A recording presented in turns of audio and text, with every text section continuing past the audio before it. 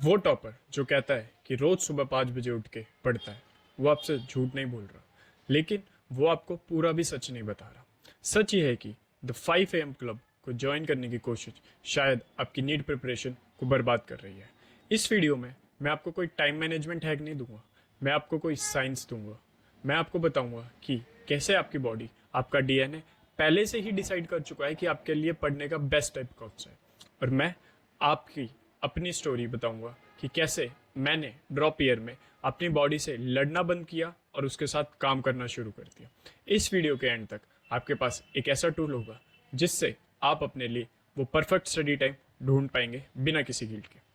Problem ये है कि हमें लगता है कि सुबह जल्दी उठना डिसिप्लिन का अल्टीमेट साइन है। हम सोचते हैं अगर मैं 5 बजे नहीं उठ पा रहा तो मैं लेजी हूँ, मैं सीरियस नहीं हूँ। ये एक बहुत ही डेंजरस माइंडसेट है क्योंकि ये आपकी बायोलॉजी के अगेंस्ट जाता है। साइंस इस बारे में बहुत क्लियर है। एक कॉन्सेप्ट होता है जिसे कहते हैं क्रोनोटाइप। सिंपल टर्म्स में ये आपका पर्सनल इंटरनल बॉडी क्लॉक है और ये आपको चॉइस नहीं है, ये आपके जेनेटिक्स में लिखा हुआ है। रिसर्चर ने इंसान को आमतौर पे 3 क्रोनोटाइप्स में बांटा हुआ है। लाइन्स, ये है अर्ली बर्ड्स जो सुबह 5 से 6 बजे फुल एनर्जी में होते हैं एकदम। सेकंड आता है बियर, जो मेजॉरिटी लोग हैं जो नॉर्मल सन साइकिल के साथ चलते हैं। और तीसरा आता है वुल्व्स, ये हैं नाइट आउल्स जिनका दिमाग रात को 10 बजे के बाद सबसे अच्छे से काम करता है, जैसे कि मैं। अब सोचो, अगर आप एक नेचुरल वुल्फ हो और आप एक लॉइन का स्केड्यूल फॉलो करने की कोशिश कर रहे हो तो क्या होगा?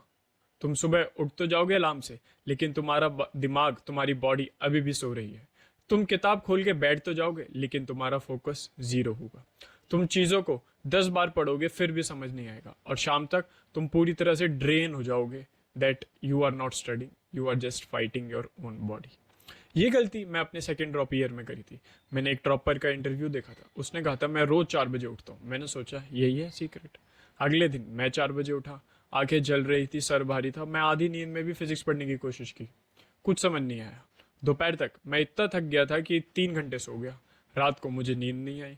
मेरा पूरा साइकिल एक दिन में खराब हो गया। एक हफ्ते तक ये करने के बाद मैं बीमार पड़ गया। But the breakthrough moment मेरे लिए तब आया जब मैंने हार मान ली। मैंने कहा बाहर में गया 5 AM क्लब। मैंने डिसाइड किया मैं तब पढ़ूंगा जब मेरा मन करेगा। मन का मतलब वो नहीं, जब मेरी बॉडी कहेगी कि हाँ आई फील एनर्जेटिक। और मैंने नोटिस करा कि मेरा दिमाग रात को 11 से 2 बजे के बीच एकदम क्लियर फोकस रहता है। मैं उस 3 घंटे में उतना पढ़ लेता था जितना मैं सुबह 6 घंटे में नहीं पढ़ता था।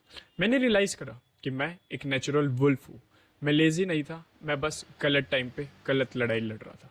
But there also a catch. अगर आप वुल्फ हो तो आपको न्यूट्रिशन का ख्याल रखना पड़ता है, क्योंकि आप रात को 4-5 बजे भूखे जागते पढ़ते रहोगे तो लॉन्ग टर्म में आपको बीमार होने के चांसेस बढ़ जाते हैं। इसलिए अगर आप वुल्फ हो तो न्यूट्रिशन का आपको ख्याल रखना पड़ता है। और ये समझने की आपकी बायोलॉजी आपकी गलती नहीं है, बहुत लिबरेटिंग होता है।